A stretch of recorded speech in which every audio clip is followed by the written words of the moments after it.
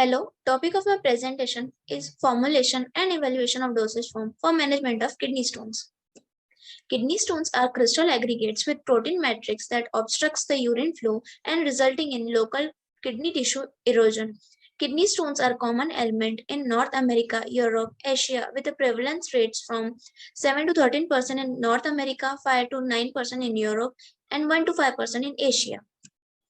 Then different types of kidney stones are calcium oxalate, hydroxyapatite, brucite, struvite, uric acid, and cysteine. Hydroxyapatite and brucite leads to the formation of calcium phosphate kidney stones.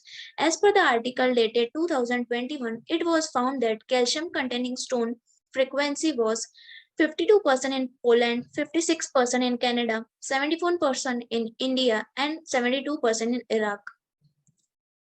Rationale for selection of drug as sodium hexametaphosphate is not a drug, it is an FDA approved chelator, also known as inorganic compound which chelate with the calcium ions. This is non-toxic calcium chelator, so it is used as a complexing agent with the metal ions like calcium, as most of the 80 to 85% of kidney stones are calcium based. So for the present research work, I have used this as an drug.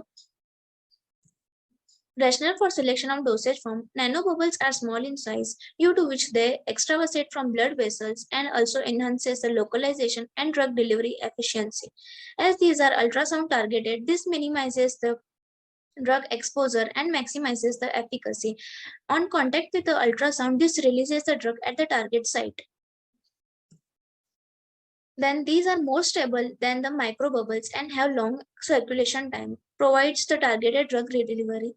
Like for present research work, I have used intraurethral route. So by intraurethral route, nanobubbles can be targeted at the kidney stone site. Then rationale for drug and dosage form: as sodium hexametaphosphate dissolves the calcium-based stones and nanobubbles also dissolves the calcium-based stone. So both can give the synergistic effect. And other rationale is available medications like syrup and tablets take long time, like 6 to 12 months to treat the calcium or different types of stones. And also surgical methods are painful. To overcome these drawbacks, the rationale behind this is to take a combination of both drug and dosage form like nanobubbles and sodium hexametaphosphate. Objective is to formulate and evaluate nanobubbles, to characterize the preliminary batches, to optimize it, and to get the lyophilized product of the optimized batch. And method one, which was used for determining the dose of sodium hexametaphosphate by solubility study. For solubility study, I have taken 3 different salts: tricalcium phosphate, dicalcium phosphate, and calcium oxalate. These salts are practically insoluble or sparingly soluble in water, but in contact with the sodium hexametaphosphate, these are soluble up to certain extent. So for calculation of dose, I have taken a solubility study of different salts. I have prepared 1% sodium hexametaphosphate solution in water, and likewise I was adding 10 mg of different calcium salts at different time intervals before the saturation points. And before the saturation point, that point I have taken for calculation of the dose. Calculation of the dose: for calculating the dose, I have taken 0.5 gram of calcium oxalate as a standard value. Like if 10 mg of sodium hexametaphosphate dissolve 12 mg of calcium oxalate, so how much amount will be able to dissolve the 0.5 gram of calcium oxalate stone? So figure was 420 mg. These are saturation points of different calcium salts. Methods for preparation of nanobubbles. For preparation of nanobubbles at lab scale, I have taken thin film hydration method. Method is first lipid thin film was prepared, then hydration was done and degassing was done in bath sonicator to remove any entrapped air. After that, purging of gas, oxygen gas was done and the solution was stored at 4 degrees Celsius, and the optimized batch was lyophilized, which can further be reconstituted with water for injection before administration. Then preparation of nanobubbles and drug release in response to ultrasound. Nanobubbles are prepared, first liposome are prepared, and then with continuous stirring, purging of gas is done. And then drug release is done after in contact with the ultrasound at the target site. This is the assembly of gas purging and solution during gas purging. Bubbles are generated at the top. Product before lyophilization. Optimization was done by using box-blanket design, in which independent variables were concentration of phosphatidylcholine, stearic acid, and third was sonication time. Dependent variables were particle size, percent drug release, and percent entrapment efficiency. Formulation was done according to box-blanket design. 13 batches were prepared. Statistical analysis. This is contour plot of response y1, which is particle size. As the amount of concentration of phosphatidylcholine increases, particle size of nanobubbles also increases. Also, same is the case with the stearic acid. This is 3D surface plot of particle size. And as the amount of concentration of phosphatidylcholine increases, the percent drug release decreases as the stable membrane is formed. Same is the case with the stearic acid, but as the time of sonication is increased, percent drug release also increases.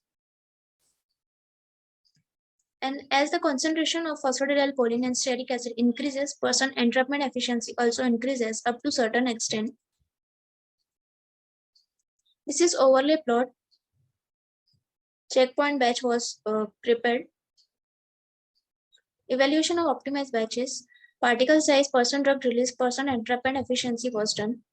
Optimized batch was C8 batch, in which particle size was 174, drug release was 94%, and entrapment efficiency was 73.2.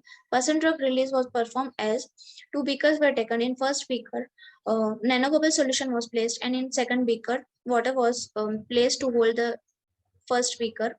In first beaker, nanobubble solution was placed, and in second beaker, the tip sonicator was placed to give the tension to the nanobubbles to release the drug. And amount of drug release was determined by taking the reading in the UV and plotting in the equation. Then response of checkpoint batch were very close to the predicted value. Results. The best result was obtained in optimized batch C8 batch. 13 batches were prepared for optimization, and checkpoint batch was prepared by taking 81.65 mg of phosphatidylcholine, 5.57 mg of stearic acid, and 3 minutes sonication time was taken. This is particle size analysis report of optimized batch. 174 nanometer was found. Particle size of checkpoint batch. This is morphological evaluation by transmission electron microscopy. Different size of nanobubbles were obtained: 84 nanometer, 95 nanometer, 87.3, 50 nanometer. Then zeta potential was minus 25.5, which was due to the presence of stearic acid. As the negative nanobubbles are considered as stable, so nanobubble formulation was stable.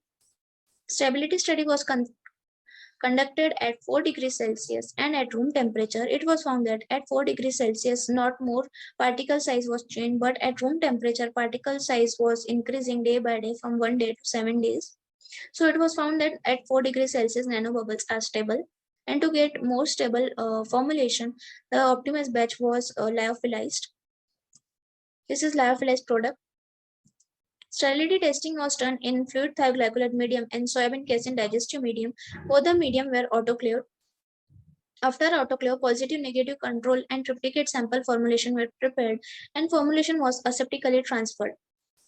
Then the culture was added in the positive control to check the efficacy of growth of bacteria and prepared media. And all the tubes of fluid thioglycolate were kept in 30 to 35 degrees Celsius for 14 days, and of soybean casein digestive medium at 20 to 25 degrees Celsius for 14 days. These are the tubes and positive, negative, and triplicate sample tubes. Then sterilization was done. Placing all the equipments were placed in the autoclave. Then after preparing different solutions, dissolving the lipid in organic solvent, then drug in phosphate buffer, these all were passed through the 0.22 micron filter, and lyophilization was done of optimized batch. Then optimized batch was aseptically transferred in the media for sterility test. In conclusion, it was found that nanobubbles are stable at 4 degrees Celsius and not any stability issues are observed at 4 degrees Celsius. Then for long-term storage, lyophilized powder should be prepared. Then after 14 days of sterility test, it was considered that sample tubes and negative control tubes were not affected with the growth of bacteria, whereas positive control tube was affected with the growth of bacteria, and the formulation was considered as sterile. These are my references. Thank you.